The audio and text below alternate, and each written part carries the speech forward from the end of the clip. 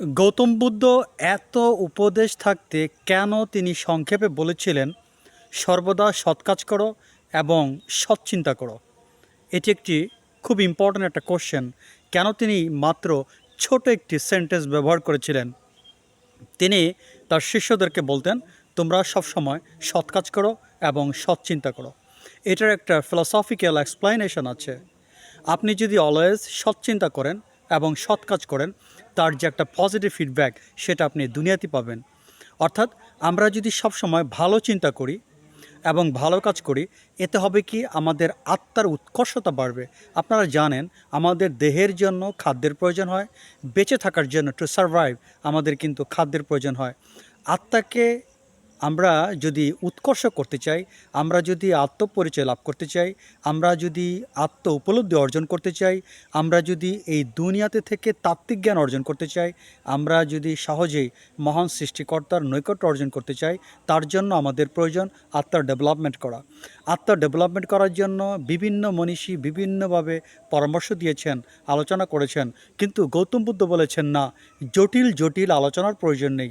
আত্মা কাকে বলে জানার দরকার নেই, পরকাল নিয়ে স্টাডি করার প্রয়োজন নেই, প্রয়োজন নেই ঈশ্বরকে, প্রয়োজন নেই ঈশ্বর আছেন কি।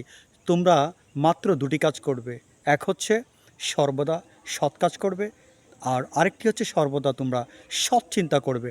তাহলেই তোমরা লক্ষ্যে পৌঁছতে পারবে। প্রশ্ন হতে পারে, লক্ষ্য বলতে তিনি কি বুঝিয়েছেন? একজন ধার্মিক তিনি তপস্যার মাধ্যমে, আরাধনার মাধ্যমে, সাধনার মাধ্যমে অনেক কঠোর তপস্যার মধ্য দিয়ে মহান আল্লাহ তাআলার নৈকট্য অর্জন করে থাকেন। গৌতম বুদ্ধ যেই পরামর্শটা দিয়েছেন, একজন ব্যক্তি সেই পরামর্শ মোতাবেক জীবনযাপন করলে ওই ধার্মিক যেখানে পৌঁছাবেন, যে লক্ষ্যে পৌঁছাবেন, ওই গৌতম বুদ্ধের অনুসারী ব্যক্তিও কিন্তু সেই লক্ষ্যে পৌঁছাবেন। কেননা ধর্মের উদ্দেশ্য মানুষকে সৎ পথে পরিচালিত করা, সঠিক পথে নিয়ে আসা, যেন সে নিজেকে অন্যায় থেকে দূরে রাখে এবং সৎ কাজ করে। আর গৌতম বুদ্ধ কিন্তু সেটিকে খোলাসা করে বলেছিলেন, সৎ কাজ করো, সৎ চিন্তা করো। অর্থাৎ ধর্মের টোটাল আপনি যদি অ্যাডভাইসগুলোকে একত্রিত করেন, যেটার সামারি হচ্ছে কি, মানুষকে সৎ কাজের দিকে ধাবিত করা। মানুষ যখন সৎ কাজ করবে তখন সেমনিতেই মহান আল্লাহ তাআলার নৈকট্য অর্জন করবে আত্ম উপলব্ধির মধ্য দিয়ে।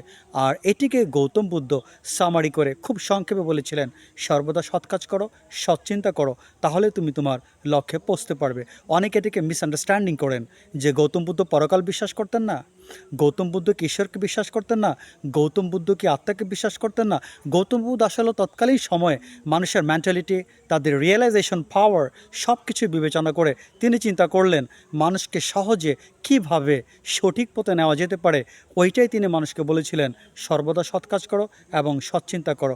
আধুনিক যুগে মানুষ কিন্তু যখন ধর্মকে প্রতিপালন করে, ধর্মকে মেনে চলে, তখন কিন্তু সে বুঝতে পারে প্রতিটি ধর্মেই কিন্তু ওই মেসেজটি দিচ্ছে যেটি গৌতম বুদ্ধ হাজার হাজার আগে বলেছিলেন, সৎ কাজ করো এবং সৎ চিন্তা করো। পৃথিবীতে প্রতিটি ধর্মই কিন্তু তার অনুশাসনের মধ্য দিয়ে এই সৎ কাজ করা এবং সৎকর্মের দিকে মানুষকে উৎসাহিত করেছে।